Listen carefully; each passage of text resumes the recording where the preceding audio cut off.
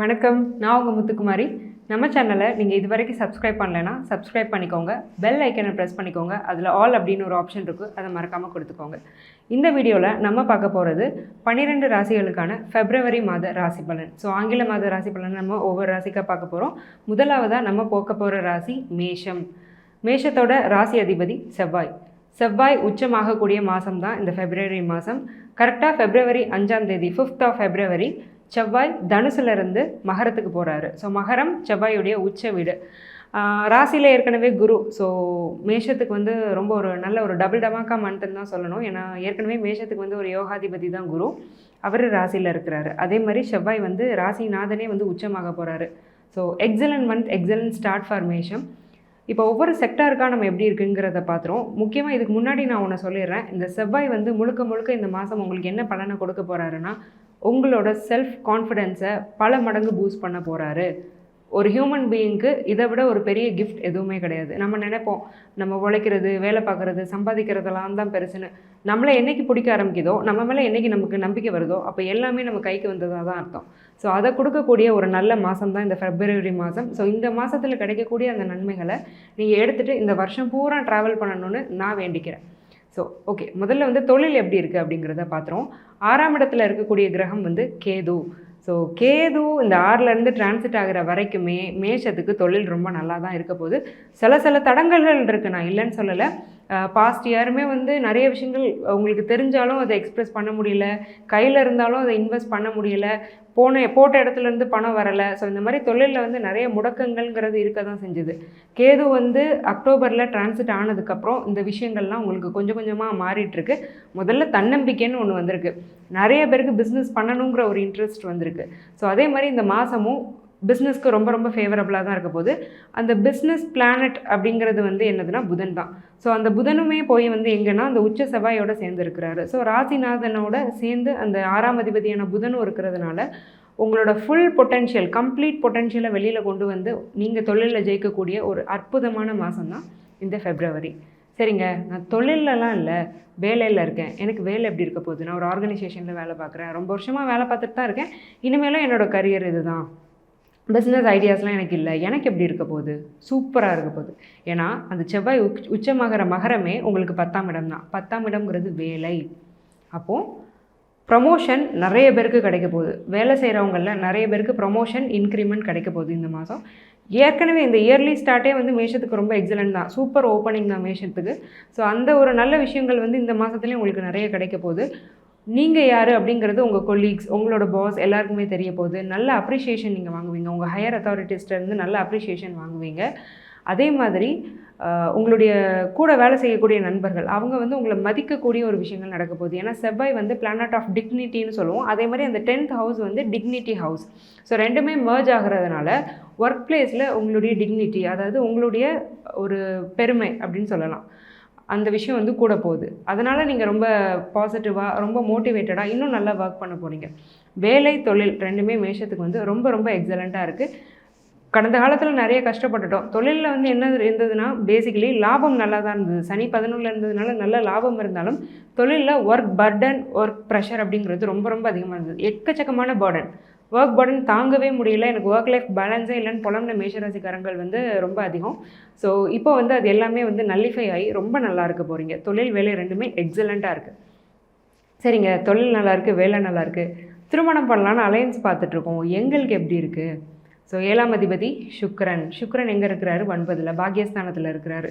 February 12th மேஷத்துக்கு போகிறாரு. மேஷத்தில் ராசிநாதனோட சேர்ந்து சுக்கிரமங்கல யோகம் அப்படிங்கிறது ஆக்டிவேட் ஆக போகுது. செவ்வாய் சுக்கிரன் சேர்க்கை நல்லது தான். செவ்வாய் உச்சமாக இருக்கும் பட்சத்தில் நல்லது. இதுவே கடகத்தில் இந்த செவ்வாய் சுக்கிரன் சேர்க்கை ஏற்படுது அப்படின்னா அதுக்கான பலன் வேறு. ஸோ ஜோதிடத்தில் நிறைய முரண்பாடுகள் இருக்குது, நிறைய விதிவிலக்குகள் இருக்குது. அப்படி பார்க்கும்போது இந்த செவ்வாய் சுக்கிரன் சேர்க்கை வந்து ரொம்ப ரொம்ப ஃபேவரபிளானது உங்களுக்கு. ஸோ வரன் பார்க்குறீங்க அப்படின்னா டக்குன்னு அமையும், ஃபிக்ஸ் ஆகும். அதே மாதிரி உங்களோட ஃப்யூச்சர் லைஃப் பார்ட்னரை நீங்கள் கண்டுபிடிக்கக்கூடிய மாதமாகவும் இந்த மாதம் இருக்கும்.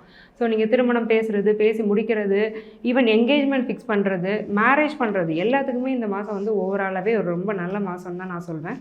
சரிங்க, எங்கள் குழந்தைங்களுக்கு நாங்கள் திருமணம் பண்ணணும்னு நினைக்கிறோம். நான் மேஷராசி, நான் ஒரு எல்டர்லி பர்சன், என்னோடய பையனுக்கோ என்னுடைய பொண்ணுக்கோ நான் திருமணம் பண்ணணும்னு நினைக்கிறேன். ரொம்ப நாளாக பார்த்துட்டே இருக்கோம், தட்டி போயிட்டே இருக்குது, இது நடக்குது. ஏன்னா மேஷ ராசிக்காரங்க நல்லா இருக்காங்கனாலும் அவங்களோட குழந்தைங்க விஷயத்தில் சில சில சங்கடங்கள், மனக்கசப்புகள் இருக்குது. சின்ன குழந்தைங்களா இருந்தால் படிக்க மாட்டேங்குது, அடிக்கடி அதுக்கு ஹெல்த் இஷ்யூ வருது. பெரிய பசங்களுக்கு கல்யாணமே நடக்க மாட்டேங்குது, ரொம்ப நாளாக பார்த்துட்ருக்கோம் இப்படிங்கிற ஒரு குறை இருக்குது. பட் அது இந்த ஒரு மாதமும் நீடிக்கும். கவலையப்படாதீங்க, மே மந்த்லேருந்து பசங்களுக்கு ரொம்ப நல்லாயிருக்கும். என்ன ரீசன்னா 5ஆம் அதிபதி சூரியன் போய் சனியோட மாட்டிட்டாரு. அதே மாதிரி அந்த சூரியனும் சனியும் சேர்ந்து சமசப்தமமாக உங்களோட 5ஆம் இடத்தை பார்க்குறாங்க. ஒரே ஒரு ஆறுதல், குரு பார்வை அதே 5க்கு இருக்குது. ஆனால் அது ஒரு சுபகிரகத்தோட பார்வை இருக்குங்கிறதுக்காக அது எல்லாத்தையும் மாற்றிடும்னு சொல்ல முடியாது. சனி சூரிய பார்வைக்கும் ஒரு பலன் இருக்க தான் செய்யுது. ஏன்னா எப்படி குரு ஒரு பிளானட்டோ அதே மாதிரி சனியும் சூரியனும் ஒரு பிளானட்டு. குரு இருக்கிறதுலே பெரிய கிரகம்னா சனி 2வது பெரிய கிரகம். அதனால் இதில் வந்து மேக்னெட்டிக் மூவ்மெண்ட் அப்படிங்கிறதும் சயின்டிஃபிக்காகவே சனிக்கு ரொம்ப ஜாஸ்தி. அதனால தான் சனி பயிற்சிங்கிறதுலாம் நம்மளை ஆட்டி படைக்குதுன்னு நம்ம சொல்லிட்டு இருக்கோம். ஸோ அப்போ அந்த சனியோட தாக்கங்கிறது 5ஆம் இடத்துல இருக்கிறது உண்மை. அப்போது இந்த ஒரு மாதமும் நீங்கள் பொறுமையாக இருக்கிறது தான் உங்களுக்கு நல்லது. ப்ராப்பர்ட்டி வாங்கணுன்னு இருக்கேன், எப்படி இருக்குது? ஸோ ஒரு சொந்த வீடு, வேறு ஒன்றும் இல்லை, பெருசாக ஆசைலாம் இல்லை, ஒரு சொந்த வீடு, கொஞ்சம் இடம், எனக்கு இருக்கிறத கொஞ்சமாக இன்வெஸ்ட் பண்ணி ஒரு கோல்டு, இந்த மாதிரி சின்ன சின்னதாக இன்வெஸ்ட் பண்ணணும்னு நினச்சிட்ருக்கேன். நான் ரொம்ப நாளாக இது கூட கையில் பணம் இருந்தால் கூட இன்வெஸ்ட் பண்ண முடியல, கை கெட்டினது வாய் கட்ட முடியாத நிலமையில் இருக்கே, என்ன பண்ணலாம் மேம்? இந்த மாதம் எப்படி இருக்கும்? Second half of the month ரொம்ப நல்லாயிருக்கும். ஏன்னா இந்த மாதம் பிறக்கிறது சித்திரை நட்சத்திரத்தில். அப்போ சந்திரன் எங்கே இருக்கிறாருன்னா கன்னியில் இருக்கிறாரு. 9ஆம் தேதி அமாவாசை. அமாவாசைங்கிறது சாதாரண அமாவாசை இல்லை, சூரியன் சந்திரனும் சேர்றது அமாவாசை. பொதுவாக சூரியனும் சந்திரனும் 0 டிகிரியில் வரக்கூடியது வந்து நம்ம அமாவாசைன்னு சொல்லுவோம். பட் இந்த மாதம் சனியோட வீட்டில் வேறு ஆல்ரெடி சூரியன் இருக்கிறாரு. அப்போ இந்த சந்திரனை சூரியன் சனி 2 பேருமே சேர்ந்து தாக்குறாங்க. ஸோ சந்திரன் வந்து ரொம்ப பாதிப்புக்குள்ளாகக்கூடிய ஒரு மாதம் இந்த மாதம். அப்போது இந்த 9th to 10th வரைக்குமே, February 10th வரைக்குமே நீங்கள் எதுவுமே இன்வெஸ்ட் பண்ணுறது, ப்ராப்பர்ட்டி வாங்குறதுக்கெலாம் நல்ல நாள் கிடையாது. ஈவன் ஏதாவது ஒரு ப்ராப்பர்ட்டியை பார்த்து பேசி முடிச்சிருந்தீங்கனாலுமே February 10ஆம் தேதிக்கு மேலே நீங்கள் ரெஜிஸ்ட்ரேஷன் வச்சுக்கிறது நல்லது.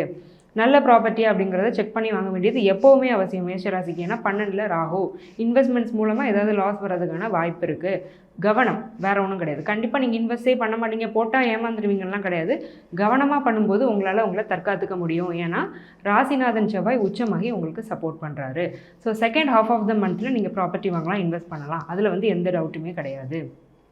சரிங்க, எங்களுக்கு ஹெல்த் எப்படி இருக்கும்?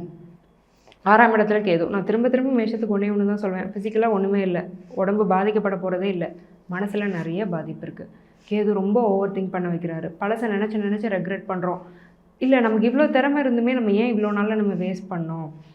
ஏன் ஒரு ரிலேஷன்ஷிப்பாக இருக்கணும், ஏன் ஒரு கரெக்டான நபரை நம்ம சூஸ் பண்ணல, ஏன் தெரிஞ்சே ஏமாந்தோம்? இந்த மாதிரிலாம் நிறைய அழுத்தம் வந்து மேஷத்துக்கு வந்து இருக்க தான் செய்யுது.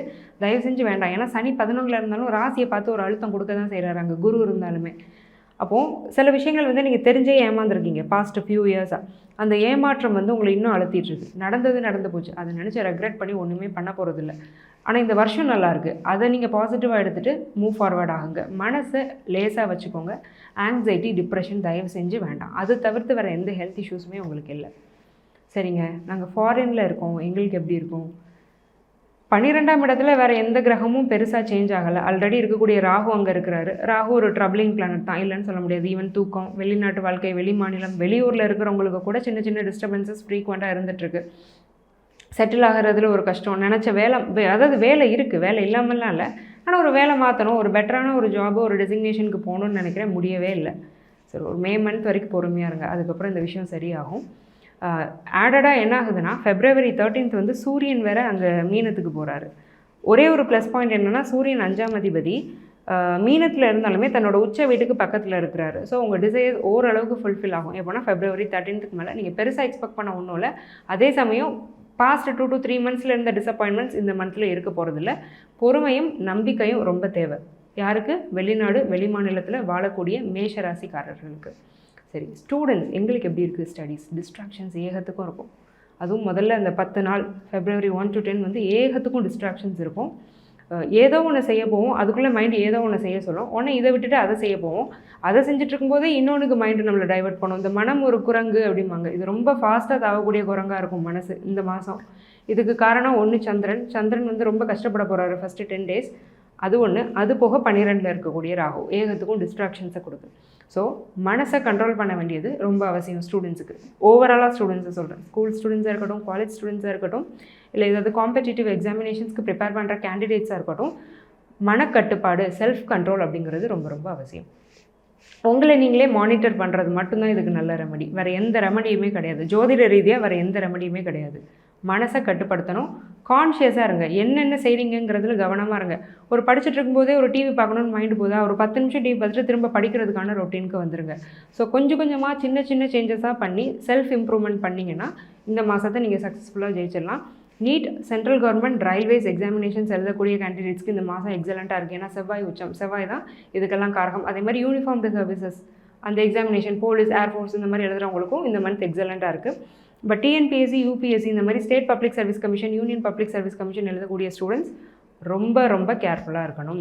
ஏன்னா சூரியனை சனி ஆக்கியபை பண்ணியிருக்காரு. ஏன்னா சூரியன் சனி சேர்ந்தால் அங்கே பாதிக்கப்பட போகிறது சூரியன் தான், சனி கிடையாது. February 17th மேலே இந்த சனியும் கம்பஸ்ட் ஆக போகிறாரு. அப்போ என்ன ஆகுதுன்னா இதில் இன்னொரு செக்டாரை சேர்த்துக்கலாம். லா படிக்கிற ஸ்டூடெண்ட்ஸ், லீகல் எக்ஸாமினேஷன்ஸ் எழுதியிருக்க ஸ்டூடெண்ட்ஸ்க்கும் இந்த மந்த்து டிஸ்ட்ராக்ஷன்ஸ் ஆகிறதுக்கு வாய்ப்பு இருக்குது. ஸோ கவனம் கண்டிப்பாக தேவை. ஸோ ஓவராலாக பார்த்துக்கிட்டிங்க அப்படின்னா மேஷத்துக்கு பாசிட்டிவாக தான் நிறைய விஷயம் இருக்குது, கொஞ்சம் தான் நெகட்டிவாக இருக்குது. அந்த நெகட்டிவாக நான் எலாபரேட்டாக சொல்லியிருக்கேன். ஏன்னா அதையும் நீங்கள் பாசிட்டிவாக மாற்றிக்கணுங்கிற ஒரு நல்ல எண்ணத்தில் தான். ஸோ இது எல்லாத்தையும் மனசில் வச்சுட்டு இந்த மந்த்தை நீங்கள் சக்ஸஸ்ஃபுல்லாக கடந்துருவீங்கன்னு நான் பரிபூர்ணமாக நம்புகிறேன். ஸோ இவ்வளோ நேரம் நம்ம பார்த்தது சாதாரண மந்த்லி ப்ரெடிக்ஷன் தான். இது ஒரு கோச்சார பலன் தான், ஜென்ரல் ப்ரெடிக்ஷன்ஸ். நீங்கள் யார், உங்களுக்கு என்னங்கிறத உங்களுடைய சுய ஜாதகம் தான் சொல்லும். அதை நீங்கள் தெளிவாக தெரிஞ்சுக்கணும் அப்படின்னா கீழே இருக்கிற என்னுடைய நம்பருக்கு கால் பண்ணி என்னுடைய அப்பாயின்மெண்ட் வாங்கிக்கோங்க. தெளிவாக பார்ப்போம். நான் உங்களுக்கு ரொம்ப ரொம்ப சிம்பிளான ரெமெடிஸ் தான் சஜஸ்ட் பண்ணுவேன். அது ஒரு காஸ்ட் ஃப்ரீ ரெமெடிஸ்னு நீங்கள் சொல்லலாம். Very easy life style remedies, அன்றாடம் நீங்கள் வாழ்க்கையில் செய்யக்கூடிய ரெமெடிஸாக தான் இருக்கும். ஸோ அதெல்லாம் செஞ்சு நிறைய கிளைண்ட்ஸ் நிறைய பாசிட்டிவ் ஃபீட்பேக்ஸ் கொடுத்துருக்காங்க. ஸோ அதே மாதிரி நீங்களும் பலனடையணும்னு நான் பரிபூர்ணமாக வேண்டிக்கிறேன். நன்றி, வணக்கம்.